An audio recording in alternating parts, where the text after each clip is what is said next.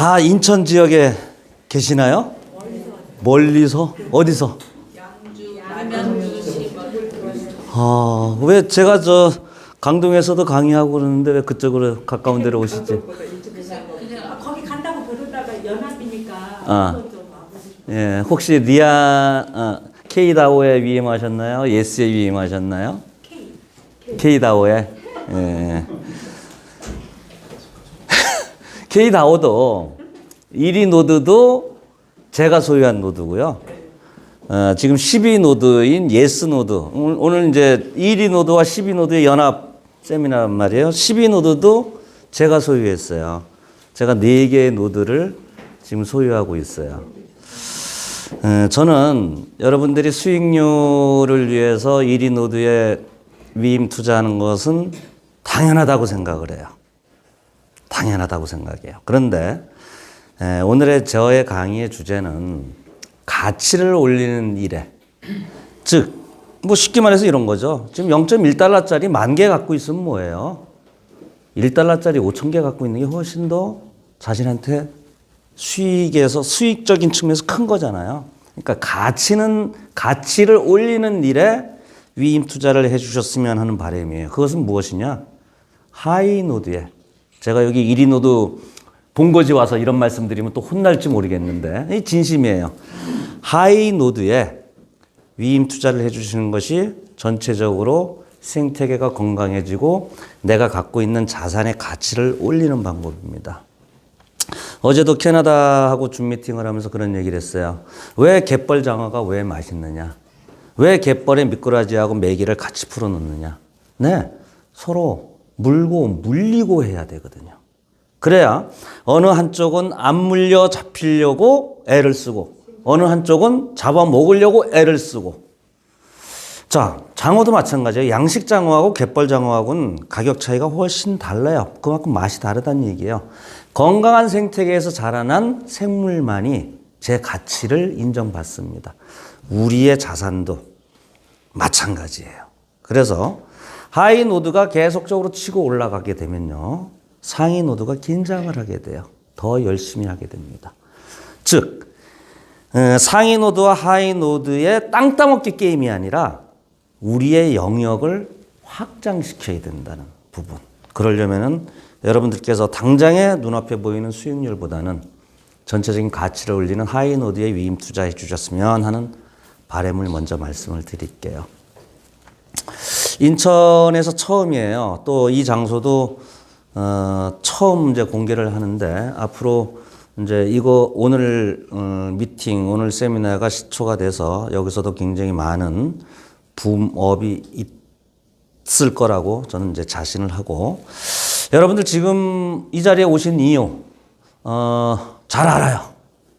어떤 분들은 저 멱살잡이 하러 오신 분도 있을 거예요. 뭐 각오하고 다니니까요. 그런데 여러분들이 제일 궁금해 하시는 거, 목말라 하시는 거 딱 하나입니다. 딱 하나예요. 우리 가격 어떻게 되는데? 언제 올라가는데? 미래가 어떻게 되는데? 이거거든요. 미래를 예측하는 방법은요, 가장 확실한 방법, 내가 그 미래를 만드는 겁니다. 그리고 내가 그 미래를 만들기 위해서는 반드시 과거를 뒤돌아봐야 돼요. 과거의 KOK가 왜 이렇게 성장을 했고 지금은 왜 몰락을 했고, 그럼 이 몰락한 KOK가 앞으로는 어떻게 전개될 것이냐. 재밌는 이론이 있어요. 오늘 설명 들으시면 여러분들 머릿속이 굉장히 맑아질 겁니다.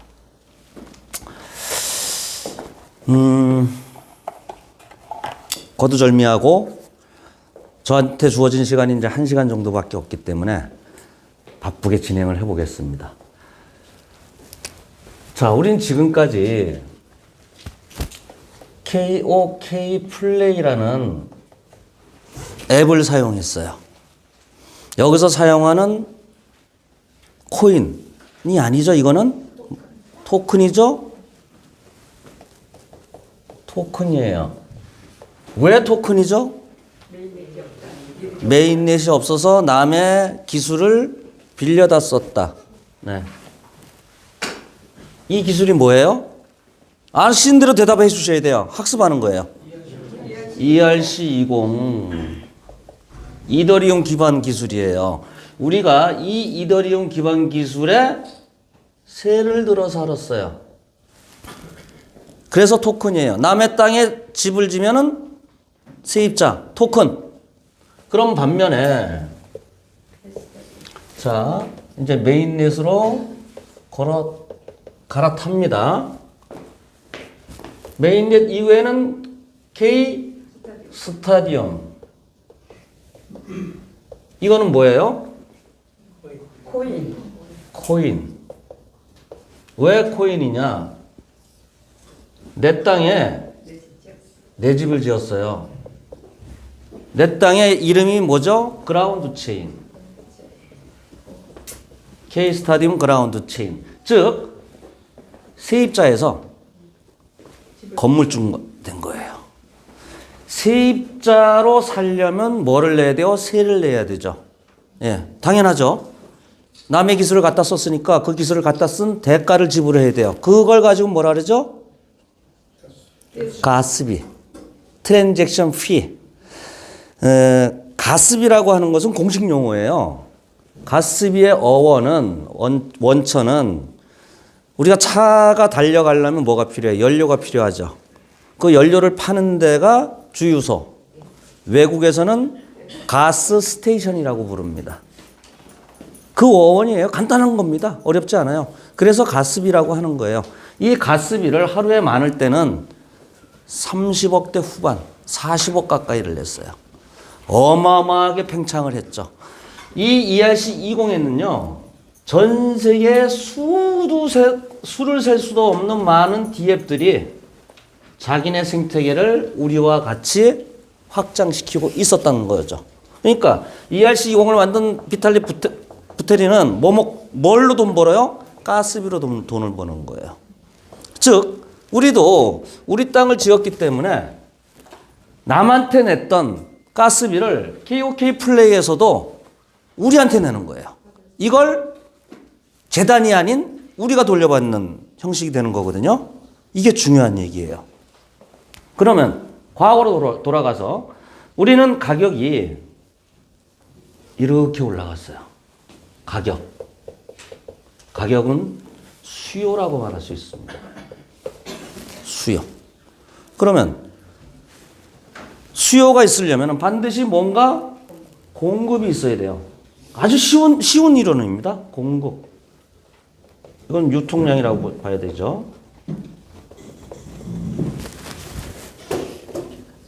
공급을 아무리 줄인다고 해도 가격이 일방적으로 올라가진 않습니다. 부동산도 똑같은 거예요. 예? 주식도 똑같은 겁니다. 공급을 아무리 줄여도 수요가 있지 않으면 가격은 안 올라갑니다. 우리의 공급은 첫 해 연도에 5억 개, 4억 개, 3억 개, 2억 개, 1억 개.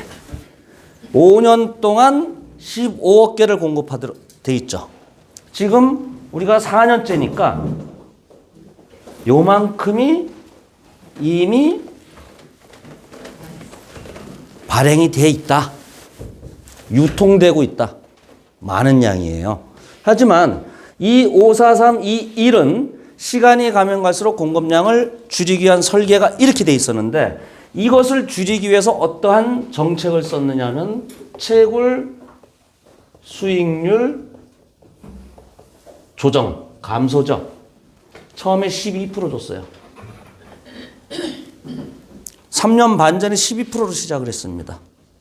그러다가 9%, 7%, 지금은 3.8%. 이 얘기는 뭐예요? 이것 또한 또 내려간다. 뭐 때문에? 공급량을 줄이기 위해서. 무조건 공급량을 줄이기 위해서 채굴 수익률을 내리는 거예요. 그러면은 이제 예견이 되죠? 몇 프로로 줄어들지 모르겠지만 곧 줄어든다. 4년 차니까. 제가 보기에는 지금까지 흐름으로 봐서 2%대 미만? 2%대 미만으로 줄어들지 않나. 얼마 안 남았을 거예요. 소위 말하는 반감기죠. 근데 2%대 미만으로 줄어드는데도 또 나누기 7달러를 해야 돼. 이게 환장해. 그러면 손에 쥐는 게 없어요. 이 시그널을 이해를 하셔야 된다는 얘기예요. 이건 원래 이렇게 설계가 돼 있던 놈이에요. 두 번째, 보상을 감소시켰어요. 처음에는 25대, 아니 무한대 줬어요 우리가. 12%를 주면서 무한대를 줬어요. 왜? 사람을 모으기 위해서. 그리고 25대로 줄였어요. 그리고 또 15대로 또 줄였어요. 이윽고 재작년 말에는 아예 등급 보상을 없애버렸어요. 작년에는 후원 보상도 없애버렸어요. 이 얘기는 이제 우리가 메인넷 시절로 넘어가면서 다단계라는 그 오명이나 꼬리표를 떼자라는 그러한 의미도 있지만 궁극적으로는 토큰의 공급량을 줄이기 위한 거였어요. 토큰의 공급량을 줄이기 위한 거. 자, 그런데 이러한 정책을 쓰면서 토큰의 공급량을 아무리 줄여봐야 수요가 없으면 가격이 안 올라간다라고 아까 말씀드렸잖아요. 공급량을 줄이는 동시에 수요를 불러일으키는 신의 정책이 한 수가 있었어요. 그게 가격 이원화 정책이에요. 자, 가격 이원화라는 것은 플랫폼 가격이 시장 가격보다 높다. 그러면 플랫폼 가격이 높아지면은 어제 똑같은 3.8%를 받더라도 어제 나한테 2개를 받던 것이 오늘은 플랫폼 가격이 높아지면서 1.5개로 줄어들어요. 뭐죠? 공급량을 또 감소시킵니다. 플랫폼 가격이 시장 가격보다 높아요. 그러면 여러분들은 어떻게 되죠? 시장에서 KOK를 사서 들어오면 6달러에 사서 들어오면 7달러가 돼버립니다. KOK의 수요가 올라가죠. 수요가 올라간다는 것은 가격이 올라간다는 거예요. 동시에 공급량이 떨어진다는 얘기예요. 이해되시죠? 이렇게 해서 올라가다가 시장 가격이 올라갔어요. 시장 가격이. 그럼 또 어떤 현상이 되느냐? 7달러에 받아서 8달러에 팔게 됩니다. 여기서 받는 수익도 작지 않은데 이걸 내다 파니까 시세 차익까지 나와요. 그럼 어떤 결과를 초래하느냐? 더 많은 사람들이 플랫폼으로 참여를 해요. 이 원리가 이해가 되시죠? 이게 신의 한 수였어요. 이게. 그 왜 이런 정책들을 썼느냐? 올리 하나. 유저를 모으기 위해서. 유저를 모은다는 건요, 세상 모든 사업들의 수건이에요. 어떤 사업도 유저만 있으면, 커뮤니티만 있으면 실패할 가능성이 작습니다. 그러니까 여러분들 잘 아시는 틱톡이라는 메신저, 그 어플 있잖아요. 유저를 한 명 모으는데 얼마씩 줬어요? 처음에 10만 원, 엄청나게 많이 줬어요. 한 명만 추천해도. 왜 그러냐면 경제학적으로 유저 한 명을 모으는데 약 70달러의 마케팅 비용이 들어간다고 합니다. 홍보 마케팅 비용이. 틱톡이 지금도 아마 돈 줄걸요? 그걸로 한 달 먹고 사는 젊은 친구들이 많았으니까. 이 정도로 모든 기업들은 유저를 모으는데 막대한 천문학적인 돈을 씁니다. 근데 KOK는 콘텐츠가 없었어요. 구색밖에 없었어요. 그 없는 콘텐츠를 보고 들어올 유저가 어디 있어요? 그럼 유저가 들어오려면 어떻게 해야 돼요? 뭔가 당근을 줘야 됐어요. 그 당근을 주는 게 토큰을 보상으로 준 거예요. 토큰을. 그럼 토큰의 가치가 있어야 되잖아요. 원가 없는 토큰을 나눠줬는데 이러한 방식을 써서 이러한 원리로 토큰의 가치를 올린 겁니다. 즉 유저를 모으기 위해서 이런 방식을 썼다. 이제 왜 이렇게 올라갔는지 이해가 되시죠? 자, 중요한 거는 왜 떨어졌는데 그러면? 왜 떨어졌는데? 곤두박질 왜 쳤는데? 예, 이유가 있어요. 작년 초부터 떨어졌죠. 뭐 혹자들은 뭐 전쟁 때문이다, 뭐 이자 금리 인상이다 여러 가지 얘기가 있지만 그런 외부 환경의 영향을 받은 것만큼은 사실인데 그게 전부는 아닙니다. 첫 번째, 우리 내부적인 원인이 난 우선이라고 개인적으로 생각을 해요. 우리가 등급 보상을 재작년 말에 없애버렸어요. 그랬더니 우리가 다단계 방식으로 리퍼럴을 뿌렸잖아요.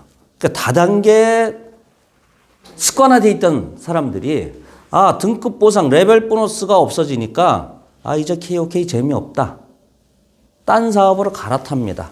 갈아탈 때 다 데리고 나가요. 데리고 나가면서 자기가 다른 사업으로 갈아탄 합리성을 주장을 해야 돼요. 그러려면은 KOK를 무너뜨려야 됩니다. 각종 악의적인 소문을 퍼뜨려야 돼요. 그러면서 시장에 갔다가 내다 팝니다. 급전직하로 떨어지는 거예요. 떨어지면서 이게 내부적으로 또 운영사하고 재단하고의 엇박자가 보였어요. 거기다가 외부적으로는 진짜 전쟁이 터지고 금리가 인상되고 FTX 사건, 루나테라 사건 뭐 별의별 악재들이 안팎으로 다 들이친 거예요. 쓰나미처럼. 결정적으로 경찰 조사가 시작됐어요. 이젠 다 아는 얘기니까 공개석상에서 말씀드려야 되지만 재단, 운영사, 송가병 우리 집에 제일 많이 왔어요. 내 사무실, 내 차, 우리 집 각각 5명씩 압수수색이 시작됩니다. 꼼짝을 못했죠. 제가 작년에 한 6개월 이상 여러분들 앞에 나서지를 못했어요. 변호사들이 절대로 안 됩니다. 절대로 안 됩니다. 말토시 하나 가지고 말아 죽이는 애들이 걔네들이다. 절대로 마이크 잡으면 안 된다. 그래서 못 나선 거예요. 쭉쭉 내려갔죠. 보통 말이죠. 지금 0.07달러인데 보통의 사업들, 지금까지 역사적으로 있던 사업들은 언론 방송에 한번 나오면 우린 KBS 뉴스 추적에도 나왔잖아요. 제가 1시간 동안 인터뷰를 했던 거거든요. 악마의 편집을 해서 내놨더라고요. 언론에 방송 한번 나오고 기사 한번 나오고 이래도 사업이 쓰러집니다. 없어져요. 잘 나가던 사업도. 경찰 조사가 시작됐다. 특히 압수수색이 됐다. 그럼 다 끝났다고 봐요. 다 없어져요. 그런데 안팎으로 이러한 악재들이 다 터졌는데도 불구하고 지금 KOK는 번듯하게 살아있다. 지금 여기 모여있는 것만 봐도 그 반증을 하는 거예요. 다 도망갔어요. 다 깨졌습니다, 사업이. 이래서 저는 더 자신하는 거예요. 우리가 인생을 살면서, 또 사업을 하면서 사업의 굴곡, 인생의 굴곡 없었겠어요? 다 있습니다. 부부간의 결혼 생활도 마찬가지예요. 그 인생의 굴곡을 이겨내고 견뎌내고 하는 사람들은 또 다시 미래에 있어서 인생에 있어서 새로운 인생의 고난이 오더라도 그 고난을 쉽게 넘어가요. 더 단단해지는 거죠. 더 단단해지는 거예요. 우리는 그러한 당금질을 지금 당하는 중이에요. 근데 이제는 떠나갈 사람들 다 떠나갔고요. 바닥 칠 대로 다 쳤어요. 우리 0.14달러에 시작했거든요. 지금 0.07이니까 처음 시작 때보다도 전저점을 돌파를 해버렸어요. 그런데도 잘 버티고 있어요. 그런데 이게 0.07달러가 어떻게 다시 옛날 가격을 탈환할 수 있느냐, 아니면 옛날 가격을 딛고 더 위로 올라갈 수 있겠느냐. 쉬운 얘기 아니죠. 이거 똑같아요. 이거 역시 수요입니다. 수요. 수요는 가격, 가치. 가격과 가치는 사실 다른 개념입니다만은 가격이라고 할게요. 그러려면 여기서도 똑같이 공급, 수요와 공급의 원칙이 똑같이 적용이 돼요. 예, 이거는 블록체인을 알고 모르고 하고 전혀 무관한 거예요. 세상에 그냥 이치고 경험치입니다. 자, 공급. 공급은 뭐다? 유통이다. 유통량이다. 이미 공급이 이만큼 있어요. 그리고 이 KOK 플레이 앱에 채굴 자산들이 있어요. 이 공급된, 그리고 공급, 잠재적인 공급량, 이거를 유통량을 묶어버려야 돼요. 시장에 안 풀려 나오도록 씨를 말려야 됩니다. 중요한 거는 여러분들이 일로 들어가면은, 커뮤니티 풀로 들어가면은 뭔가 불안해, 해지가 안 돼. 수익도 저거보다 작다고 해. 여러 가지 안 좋은 소문들이 있어요. 그리고 회사가 마이닝 풀을 없애려고 한다. 말살하려고 한다. 아니에요. 왜 그래요? 여기에 지금 유저가 그대로 있는데 이거를 그대로 일로 가지고 옵니다. 일로 가지고 와요. 누가 왜 말살을 시켜요? 지금까지 한 게 어딘데. 그래야 될 이유가 하나도 없죠. 하지만 저기에 있는 것보다 이쪽으로 오는 게 왜 좋은지 지금부터 이제 똑바로 설명을 들으시면 돼요. 자, 메인넷 이전 단계는요, 여러분들이 누구한테 전달하기도 쉬웠고 또 이해하기도 쉬웠어요. 한 달에 몇 프로 줘. 한 달에 몇 프로 줘. 그리고 누구 추천하면 일대에 얼마가 올라와. 또 3성이 되고 5성이 되면 어떠한 등급 보상이 추가로 올라와. 정확치는 않지만 요렇게 하면은 내가 많은 돈을 벌 수 있겠다라는 계산이 됐습니다. 그러니까 전달하기도 이해하기도 쉬웠어요. 근데 도대체 이 메인넷 이후에는 내가 누구를 소개한들 나한테 뭐 떨어지는 게 있나? 뭔가 이익이 있어야 동기부여가 되는 거잖아요. 그전에는 이익이 있었는데 여기서 무슨 이익이 있지? 그까지 뭐 $100 마일리지? 콧방귀도 안 끼죠. 동기부여가 안 되는 거예요. 그것은 지금 메인넷에 대한 우리의 강의 컨텐츠가 작아서 그래요. 그리고 그동안 안 했기 때문에 그래요. 1년 동안 엄청난 걸 준비해 왔어요. 여기보다 여기서 소위 말하는 먹거리가 훨씬 많다. 훨씬 많다. 이게 중요한 겁니다. 여러분들은 알고 싶은 게 바로 이거밖에 없어요. 여기서는 어떻게 돈을 벌고 내가 누구를 추천하면은 나한테 어떤 이익이 있는데. 예. 자, 일단은 최종 목적은 가격을 끌어올리는 겁니다. 가격을 끌어올리려면 수요와 공급이 공존해야 돼요. 수요와 공급이. 근데 공급은 이미 저만큼 풀렸고 수요가 되려면은 디앱들이 들어가야 돼요. 이건 무슨 얘기냐 하면은 자, 이더리움에 수없이 많은 디앱들이 있다고 했죠. 이더리움은 지금 이제 POW 방식에서 POS 방식으로 전환이 됐지만은 POW 방식에 있어서는 비트코인하고 좀 달라요. 비트코인은 2100만 개를 2140년까지 채굴하도록 돼 있거든요. 그러니까 사실상 2100만 개의 99%가 2030년이면 채굴이 다 돼버려요. 이제 네 번째 반감기가 내년 4월 정도에 예정이 됩니다. 그럼 지금 6.25개가 채굴되던 것이 3.125개로 줄어들어요. 근데 비트코인을 찾는 사람들은 점점 많아져요. 공급은 줄어들고 수요가 올라가니까 가격이 장기적으로 올라간단 말이에요. 그리고 또 4년 있다가는 3.125개가 1.6개로 또 채굴이 줄어들어요. 그러면서 2030년에 사실상 모든 생산, 채굴이 끝납니다. 이게 비트코인이에요. 그런 반면에 이더리움은 매년 1800만 개씩이 매년 채굴이 돼요. 수량이 무한대예요. 그런데 가격은 비트코인 올라가면 같이 올라가고. 왜 그러죠? 보통 공급이 한정돼 있고 금처럼 비트코인처럼 수요가 올라가야 가치가 올라가는 건데 이더리움은 그렇지가 않아요. 공급이 무한대예요. 법정화폐처럼. 그런데 가격이 계속 올라가요. 그 이유는 똑같아요. 공급보다 수요가 많아서 그래요. 공급보다. 이 디앱들이 이더리움 체인을 ERC20 체인을 쓰면서 쓰려면 어떻게 돼요? 이더리움을 사서 가스비로 지불을 해야 되거든요. 이더리움에서 공급하는 매년 1,800만 개 이상으로 수요가 많아서 이더리움 가격이 올라가는 거예요. 그럼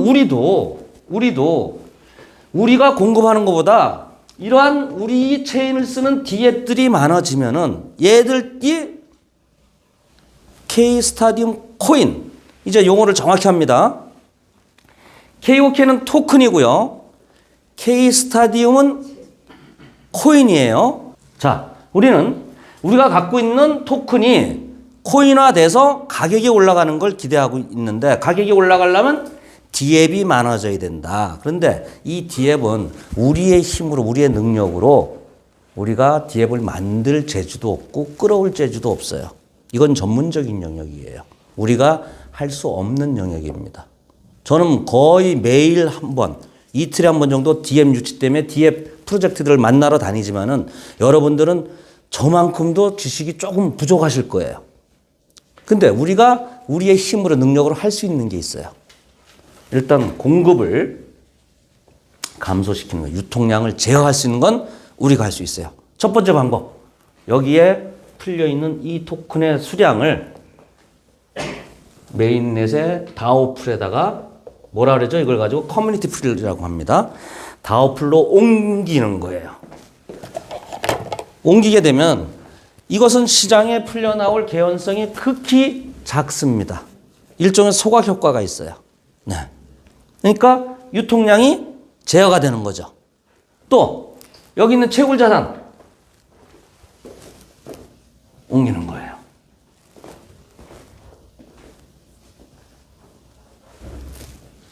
옮깁니다. 유통량을 제어시키는 거예요. 씨를 말려야 돼요. 씨를 말려야 돼요. 그러면 씨를 말리는 것까지는 이해가 되는데, 그러면서 나한테 얻는 이익이 도대체 뭐가 있는데, 해지도 안 된다고 하면서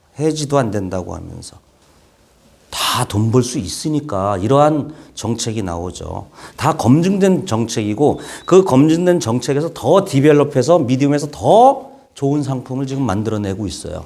자, 첫 번째, 우리가 얻는 이익들. 커뮤니티 풀에 스테이킹, 기여를 하면, 위임 투자를 하면은 보상이 나오죠. 그 보상은 지금은 인플레이션 수량이에요. 인플레이션 수량이, 보상 재원이 지금 1억 개입니다. 1억 개의 80%가 우리한테 재원으로 나옵니다. 8천만 개예요. 요거는 위임 투자. 다오에 들어가 있는 자금입니다. 만일에 이 8천만 개가 매년 쏟아져 나오는데 지금, 플러스 약간의 가스비가 지금 있죠. 8천만 개가 매년 쏟아져 나오는데 이 다오 풀에 저 혼자 1콩만 넣었다고 가정을 하면요. 8천만 개 제가 다 받습니다. 분모와 분자. 나 혼자서 1콩만 넣어도 8천만 개를 내가 다 받아요. 사장님하고 저하고 1콩씩 나눠서 넣었어요. 절반씩 나눠 가져요. 제가 2개를 넣었어요. 3분의 2 제가 받고 3분의 1 사장님이 받습니다. 작년 이맘때 제가 강의할 때 영상에 있어요. 지금도. 연간 100% 수익이 나옵니다. 라고 말씀드린 게 있었어요. 그래서 일부 분들이, 저쪽 안티 행위를 하시는 분들이 송가병의 선동에 못 이겨서 갔는데 지금은 수익률이 20%다. 사기다. 예. 그때는 100%였어요. 왜? 분모가 작았기 때문에. 전 이때 자그마치 1,100만 개를 넣었어요. 그때 당시에 5불 정도였어요. 가격이. 얼마예요? 700억 가까운 돈이에요. 조금도 안 남겨놓고, 누가 그래요? 진짜 조금도 안 남겨놨나요? 못 믿겠대요. 그거 물어보는 사람들 굉장히 많아요. 제가 답변을 뭐라 그러냐면, 거짓말쟁이가 왜 남들을 안 믿는지 아십니까? 자기가 거짓말을 하기 때문에 남들도 거짓말을 한다라고 생각을 하는 겁니다. 당신은 분명히 일부 챙겨놓고 일부만 넣었을 것이다. 그러니까 송가병이도 그랬을 것이라고 착각하지 말아라. 나는 내 것뿐만 아니라 우리 마누라 거, 우리 아들 거, 딸내미 거 다 집어넣었어요. 싹 다. 왜? 그때는 모험이고 도전이고 희생이었어요. 제가 아니면은 마중물을 늘 사람이 없었기 때문에, 내가 솔선수범을 해야 되기 때문에. 그것이 하나의 이유고요. 이 간단한 산수를 내가 알기 때문이에요. 남들보다 먼저 들어와야 더 많이 받는다. 동일한, 앞으로 가스비가 늘어나고 여러 가지가 늘어나겠지만 이것도 마찬가지예요. 늘어났을 때 내가 들어가는 게 아니라 늘어나기 전에 내가 먼저 들어가야 남들보다 하나의 코인을 더 받아요. 그래서 저는 작년에 100%의 수익을 받았어요. 리워드도 꽤 크죠. 즉, 첫 번째, 기어풀로 들어오면서, K스타디움으로 들어오면서 첫 번째 받는 것은 커뮤니티 리워드.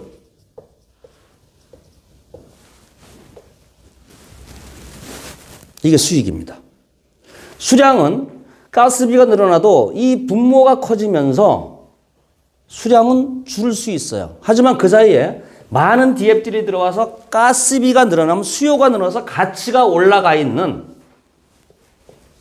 코인이 하늘에서 비떨어지듯이 떨어진다. 수량은 작아질 수 있어도 가격이 올라간 코인이 나한테 리워드, 보상으로 떨어진다. 두 번째. 이제 여기 있는 채굴 서비스를 대신할 스테이킹 서비스가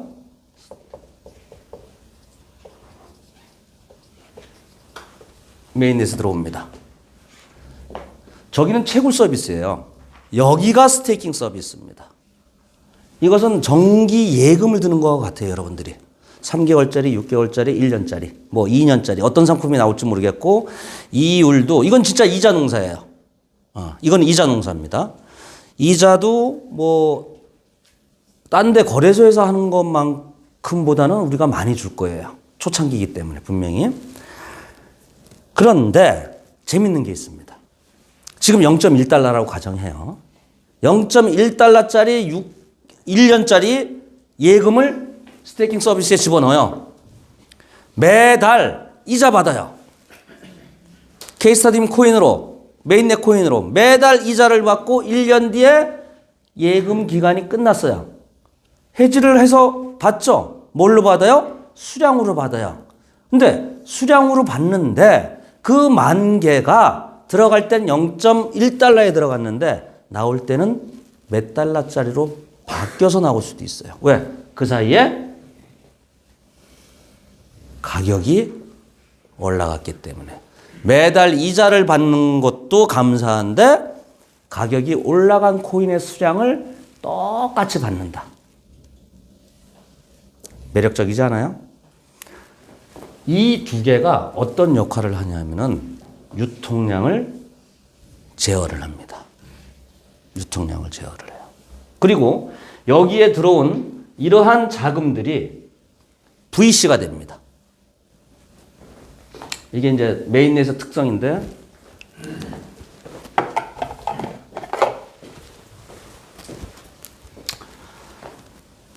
자, 세 번째, 덱스가 있겠죠. 덱스라는 것은 탈중앙화 거래소예요. 뭐 어려운 용어 모르셔도 돼요. 우리가 쓰는 거래소는요, DB로 이루어지는 거고, 이건 블록체인으로 이루어지는 거고, 지금 쓰는 것은 중앙화 거래소입니다. 네, 중앙화 거래소. 이거는 중간에 거래소에 중앙이 없어요. 탈중앙화 된 거예요. 그러니까 서로 P2P로 서로 교환만 하는 겁니다. 교환의 가치는 그것도 그 안에서의 시장 가치예요. 즉, 이 안에는 뭐 여러분들이 좀 에어드랍 받았던 뭐 NST도 있을 것이고, KOK도 있을 것이고, 비트도 있을 것이고, 이더도 있을 것이고, 여러 종류의 코인과 토큰이 공존을 할 거예요. 근데 누군가는 이 덱스 거래소에 물량을 내놔야 누군가는 교환을 할 거 아니에요. 나는 NST가 필요가 없어. 뭔지도 모르겠어. 그래서 난 그나마 똥값이라도 KOK가 더 좋아. 그럼 KOK를 누군가 내놨어야 내가 NST를 KOK로 바꿀 거 아니에요. 그 내놓는 행위를 가지고 유동성 제공자라고 합니다. 우리가 덱스에서 수합되는 이걸 가지고 아테네 수합이라고 명명했어요. 세계에서 제일 유명한 건 유니 수합이라고 합니다. 아테네 수합이라고 했고 이 아테네 수합의 유동성을 제공하는 사람한테는 별도의 보상을 또 줘요. 예, 그걸 가지고 LP 토큰이라고 합니다. 그거 LP 토큰의 이름을 루이라고 정했습니다. 차차 알게 되세요. 다 공개된 거지만 거기까지 모르실 거예요. 하여튼 덱스 거래소의 유동성을 제공하는 사람한테는 별도의 수익이 또 있다. 별도의 수익이 또 있다.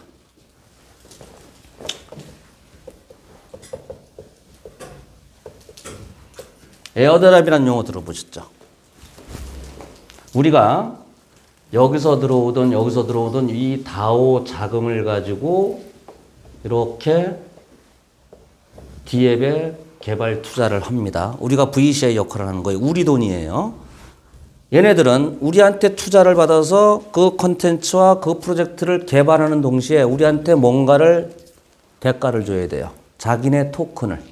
우리의 투자 D앱이 되려면요. 우리한테 투자를 받으려면 첫 번째 어떤 조건이 돼야 돼요? 우리의 메인넷을 써야 돼요. 그게 조건이에요. 왜? 우리가 돈을 벌어야 돼. 우리가 세를 받아야 되기 때문에. 가스비를 받아야 되기 때문에.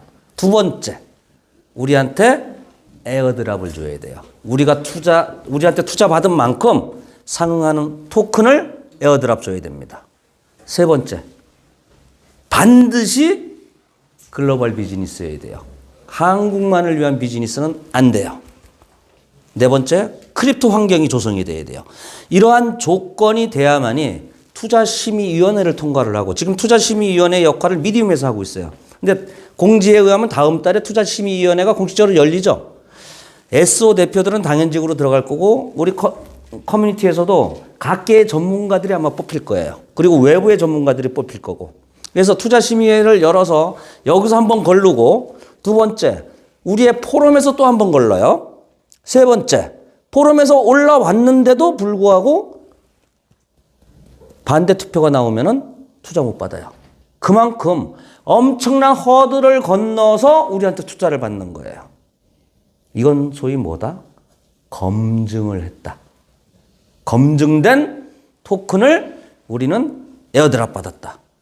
여러분들 에어드랍 받으신 분들 되게 많을 거예요, 지금까지. 아니면 ICO 하면서 이 토큰, 저 토큰, 이 코인, 저 코인 막 샀을 거예요. 이 코인 사면은 상장되면 몇 배가 올라, 몇 배가 올라, 나 믿고 사봐? 한 거 있어요? 된 거 있어요? 말씀해 보세요. 없어요. 99.9%가 안 됐어요. 왜? 우리는 그 코인의 생태계를 검증할 능력이 없기 때문에. 그냥 지인의 말만 들었기 때문에. 그런데 우리한테 투자를 받는 D앱들이 뿌려주는 에어드랍 토큰은 충분한 검증이 된 것이고 토큰 생태계가 어느 정도 가능성이 있는 것이다. 더군다나 NST 같은 건요. 우리 투자 D앱이 1호예요. 여러분들이 사업을 하면서 뭔가 최초로 하는 것은 상징성이라는 게 있어요. 미디움이 굉장히 고민을 많이 했을 거예요. 지금 엄청나게 많이 줄을 서 있어요. 제가 던져주고 제가 연결한 D앱만 해도 엄청나요. 그런데 그 많은 D앱을 다 연결을 했는데 미디움에서 관심을 갖는 건 극소수예요. 통과하기 어려워요. 눈높이가 이래요. 왜? 우리 돈이기 때문에. 미디움 돈이 아니에요. 우리 돈이기 때문이고 이것이 성공이 돼야 우리도 돈 벌고 커뮤니티가 돈 버는 게 우선입니다. 그래야 또 미디움도 돈을 벌어요. 그러니까 허접 쓰레기 프로젝트는 우리의 투자 심사를 통과하지 못한다. 즉 에어드랍을 받은 것은 이 토큰이 상장이 됐을 때 성공할 가능성이 많다. 성공한다는 아니죠. 성공할 가능성이 많다.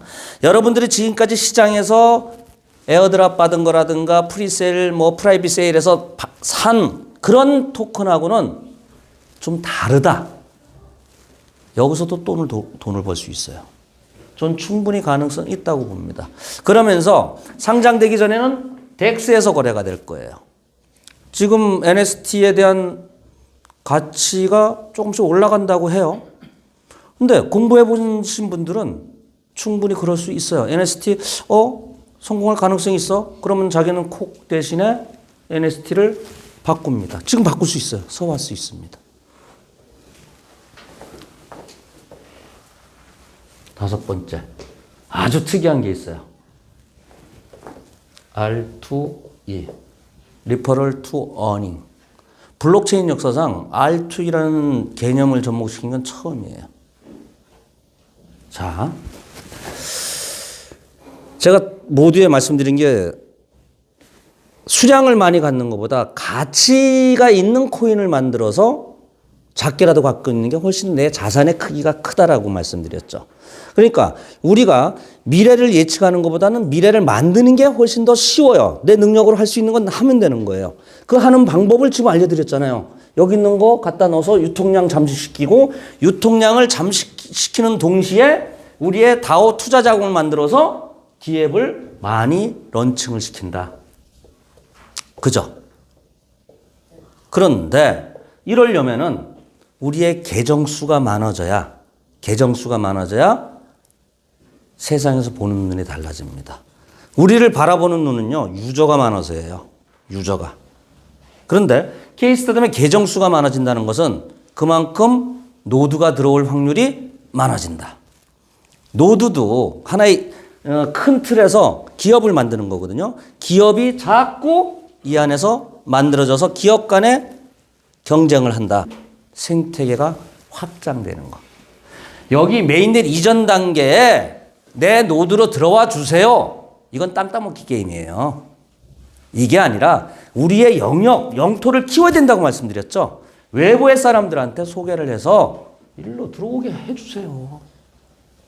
이러면 어떤 일이 벌어지냐? 여기 써있던 R2E.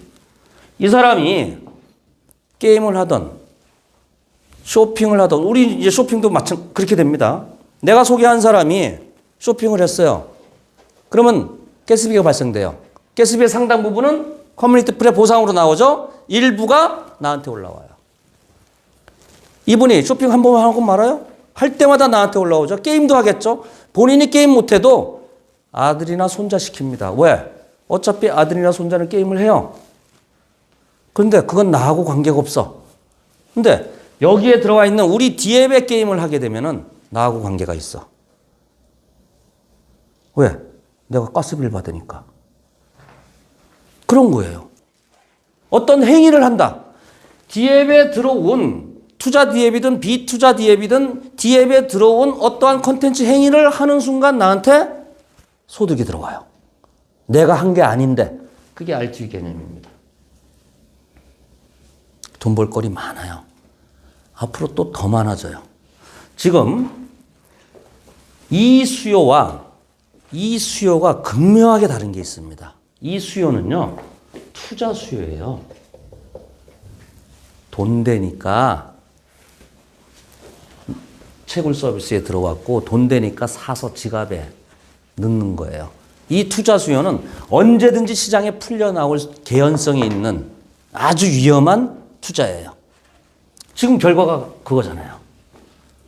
근데 여기에 있는 수요는 저쪽에 있는 투자 수요와 완전히 다른 수요입니다. 어떤 수요? 시장 수요예요. 이 기업들이 자기들의 사업을 위해서 자기들의 생태계를 위해서 어쩔 수 없이 우리가 그래왔던 것처럼 우리가 KOK를 전송하고 결제하려면 뭐가 필요했어요? 이더리움이 필요했죠. 이더리움이 뭐 예뻐서 우리가 사서 지불했어요? 어쩔 수 없이 이더리움 기술을 갖다 썼기 때문에. 이네들도 똑같아요. 자기네 사업을 위해서 자기네 토큰의 전송을 위해서 결제를 위해서는 반드시 K스타디움 코인을 사서 가스비로 우리한테 지불을 해야 된다. 시장 수요, 경제 수요입니다. 경제 수요. 이 경제 수요가 시작이 되게 되면 D 이어서 따라 붙는 게 뭐다?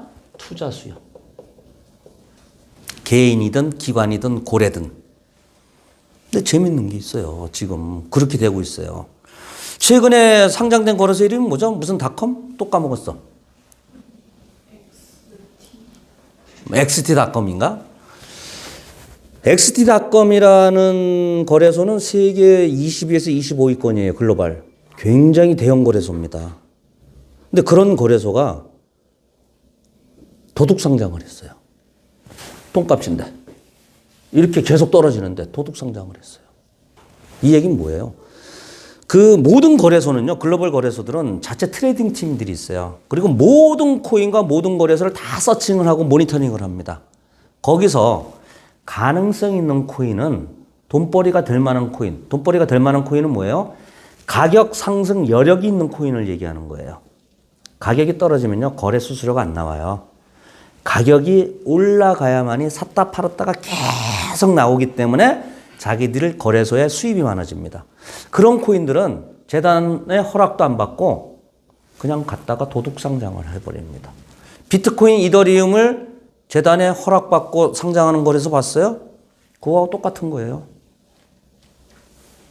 XT.com처럼 그러한 거래소들이 도둑 상장을 했어요. 최근에. 또 기관 투자자들이 KOK를 예의주시하고 있습니다. 왜? 펀더먼탈, 커뮤니티 상황, 앞으로의 로드맵, 메인넷의 기술력, 이제 좀 이따 말씀드릴 텐데 남다르거든요. 즉, 우리는 지금 이러한 수익 구조를 갖고 있는데 앞으로 또 다른 상품이 나와요. 블록체인 기술은 계속 발전이 될 거고요. 우리가 해지 기능이 없다라고 하는 이 커뮤니티 풀에도 어쩌면 현금화 시킬 수 있는 그러한 프로그램이 또 나올 수도 있어요. 또 먼 미래의 얘기가 될지 모르겠지만은 여러분들 계정이요. 마이닝 풀에서는 양도 양수가 안 됐습니다. 커뮤니티 풀에서는 양도 양수가 가능해요. 돈이 되는 계정은요, 프리미엄이 붙게 돼 있어요. 노드를 운영하는 것 자체는 기업을 운영하는 거예요. 노드의 수익이 자그마치 5%예요. 노드를 운영하는 사람들은. 이게 어마어마한 수익을 가져갈 겁니다. 그러니까 노드도 M&A가 되고요. 여러분들 계정도 양도 양수가 돼서 프리미엄에 붙어서 거래가 될 날이 난 그렇게 오래 걸린다고 보지 않아요. 기관들이 또 노드로 들어올 수 있어요. 왜? 노드 수익이 괜찮기 때문에. 즉, 우리의 메인넷은 이제 정리를 하자면은 첫 번째, 기술력이라고 하죠. 세계에서 가장 빨라요, 지금. 15,000 TPS. 물론, 소스가 오픈이 되면 상반기 오픈이 된다고 하죠. 소스가 오픈이 되고 트래픽이 많아지면은 속도가 떨어질 수는 있겠습니다만은 5,000 TPS 이상 정도 나오면은 비자카드, 마스터카드 결제가 평균이 5,000이래요. 제일 많을 때는 트래픽이 많을 때는 2만 TPS 정도 된다고 합니다. 그러니까 일반적인 블록체인 기술에서 5,000에서 10,000 TPS 정도만 나오면은 결제를 하는데 사용을 하는데 큰 무리가 없다. 체감하지 못한다. 네. 그러니까 우리는 지금 세계 1등의 기술력이라고 자부하지만 이 기술은 머지않아 평준화되거나 남한테 따라잡힌다. 기술은 어제보다 오늘이 좋고 오늘보다 내일이 좋아요.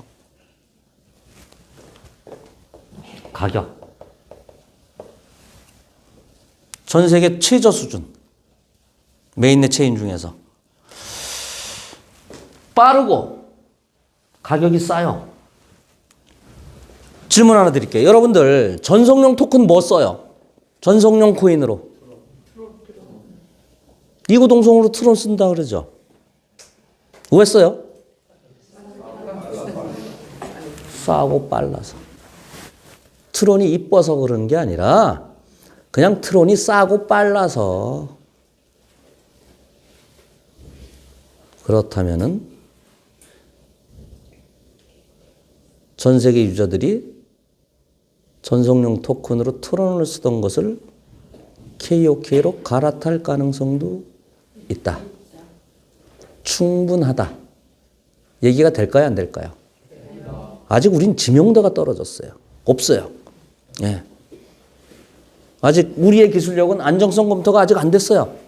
근데 1년 동안 솔라나도 오픈 베타 버전이에요.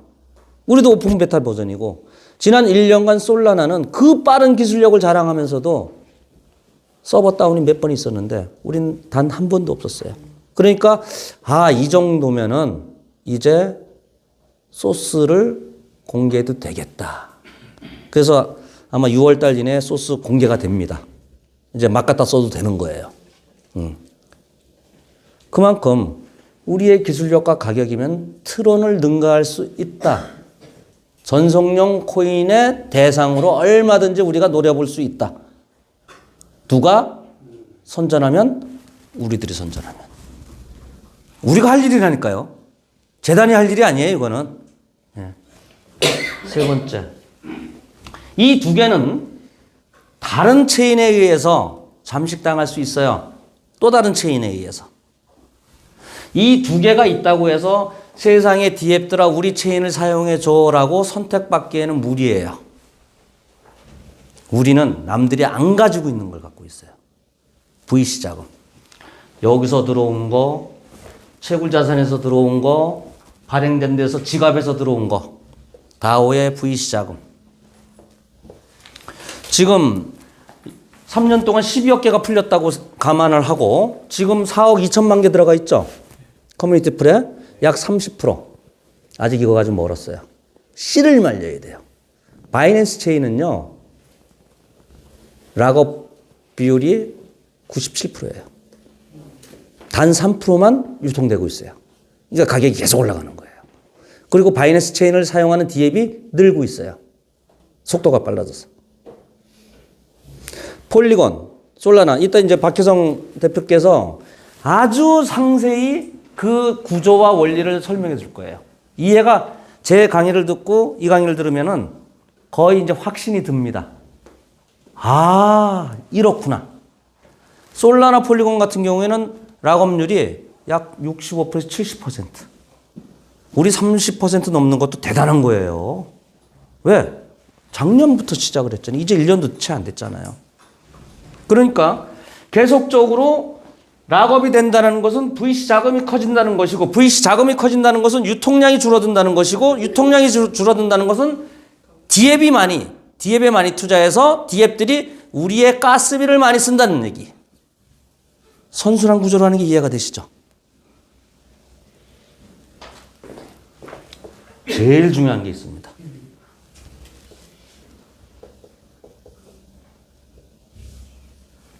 유저 숫자. 우리가 유저를 먼저 모아놓고 메인넷을 만들었어요. 이건 아마 전 세계에서 굉장히 보기 드물 거예요. 모든 사업들은 메인넷을 만들어 놓고 유저를 구했어요. 그래서 망한 회사가 대부분이에요. 근데 우리는 유저를 먼저 모아놓고 메인넷을 만들었어요. 거꾸로 갔죠. 이게 과연 성공할지 남들처럼 실패할지 모르겠습니다. 그런데 상식적으로 우리의 경험상 인생 경험상 알 수 있어요. 우리의 유저를 보고 들어오는 비투자 디앱들이 지금 줄을 서 있어요. 시간이 가면 갈수록 이 우리의 유저로 인해서 들어올 비투자 디앱들도 늘어날 것이기 때문에 이게 유저 파워가 가장 우리한테 큰 겁니다. NST 얘기를 들어보세요. 제노 드래곤 게임. 1,300명 모집이었는데 늘렸어요. 1,500명으로 CBT를. 크루징 베타 서비스를. 15,000명이 모였어요. 15,000명이 신청됐어요. 실제로. 그 15,000명 중에서 70%가 외국인들이에요. 물론 자기네 자체적으로 홍보 마케팅 했을 거예요. 그런데 대다수가 우리 KOK 유저라는 점. 그것도 외국의 유저라는 점. 이런 것은요. 우리한테 투자를 안 받더라도 지금 디앱을 개발하고 있는 프로젝트들 굉장한 메리트가 있습니다. 여러분들이 사업을 한다라고 거꾸로 생각해 보시면 답은 나와 있어요. 우리가 마중물이 돼주거든. 거기에 R2E라는 보상제도까지 있다. 또 계속적으로 메인넷 구조에서 돈 벌 거리가 계속 만들어진다. 한 시간 됐어요. 이제 정리할게요. 우리가 할 수 있는 일과 우리가 할 수 없는 일을 명확히 구분하세요. 우리는 D앱을 개발하고 유치하는 일은 못합니다. 우리가 할 수 있는 일은 반드시 해야 돼요. 왜? 그냥 넋놓고 기다릴 게 아니라 미래를 내가 스스로 만들어내는 거예요. 스스로 만들어내는 거. 어떤 걸 할 수 있어요? 남들한테 쌀 때 소개하세요. 아니면 여러분들 쌀 때 좀 더 사서 집어넣으세요. 언제 들어오느냐? 아까 말씀드렸잖아요. 먼저 들어오는 게 순서다. 그러면 스테이킹 풀로 들어가는 게 유리하냐? 커뮤니티 풀로 들어가는 게 유리하냐? 이런 계산기 하잖아요. 간단해요. 스테이킹 풀로 들어가는 건 해지가 돼요. 네. 해지해서 뭐 할 건데요? 적당한 기회에 팔고 말 거잖아요. 삼계탕 한 마리 통째로 드시고 마는 거예요. 그런데 커뮤니티 풀은 황금알을 낳는 거위예요. 내가 죽을 때까지, 아니 죽어서도 메인넷이 존재하는 한, 커뮤니티가 존재하는 한 계속 하늘에서 비 떨어지듯이 눈 내리듯이 오는 거예요. 여러분들 이 정도는 계산할 줄 알잖아요. 현명하잖아요. 어떤 걸 선택할 것이냐. 그럼 선택한다면, 선택했다고 하면 언제 들어올 것이냐. 빠를수록 좋다. 다 답 알려드렸어요. 100% 정답은 아닙니다만은 적어도 저는 여러분들보다 이 구조에 대해서 훨씬 더 많이 이해를 한 사람이고 훨씬 더 많이 투자를 한 사람이기 때문에 내가 모르면 돈 번 사람의 얘기를 참조하세요. 우리가 할 수 있는 일, 쌀 때 들어오고 갖고 있는 거 집어넣고 채굴자산 옮기고, 채굴자산도 이제 10%밖에 안 줘요. 다음엔 이제 없어요, 기회가. 그냥 1대1로 넘기는 거예요. 뭐든지 그래요. 기회와 리스크, 이거는 똑같이 공존합니다. 자, 이것으로 저의 강의는 마칠 거고요. 여러 가지가 좋아질 걸로 생각이 듭니다. 그리고 밖에서 바라보는 이 KOK, K스타디움은요, 우리 한국에서 특히 한국인들이 지금 시끄러운 이 시선하고는 완전히 반대예요. 굉장히 긍정적입니다. 왜? 제가 밖에서 외부 사람들을 많이 만나잖아요. 이런 커뮤니티가 없답니다. 그리고 아까 말씀하신 대로 끝으로 이제 한 말씀 드리자면은 사실 많은 공격을 받고 있죠. 이래도 욕먹고 저래도 욕먹을 것 같으면은 그냥 는 것 어차피 잘 되면 다행이고 안 되더라도 나머지 가지고 눈에 안 보이면 욕 안 하실 거 아니에요. 눈에 보이니까 욕을 하더라고요, 저한테. 그럼 제가 바보입니까? 다 팔고 어디 좋은 나라 가서 편하게 살죠. 그렇지 않는 이유가 있어요. 첫 번째는 제가 투자한 게 아까워서 그러는 게 아니에요. 저 비즈니스 하는 사람이거든요.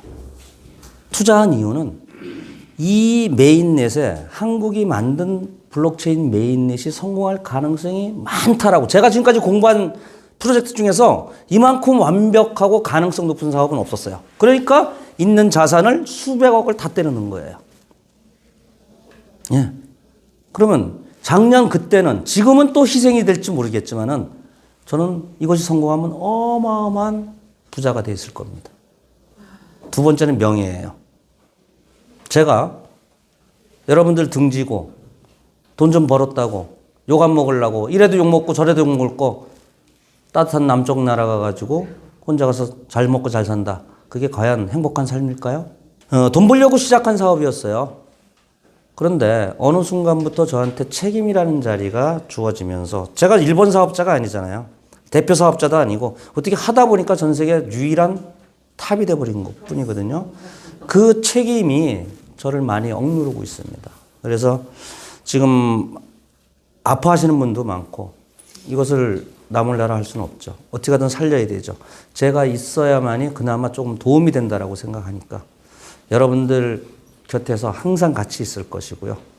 여러분들 항상 응원하고 저도 좀 응원해 주시고 우리 좋은 미래 갖고 나갔으면 하는 바람입니다. 감사합니다. 감사합니다.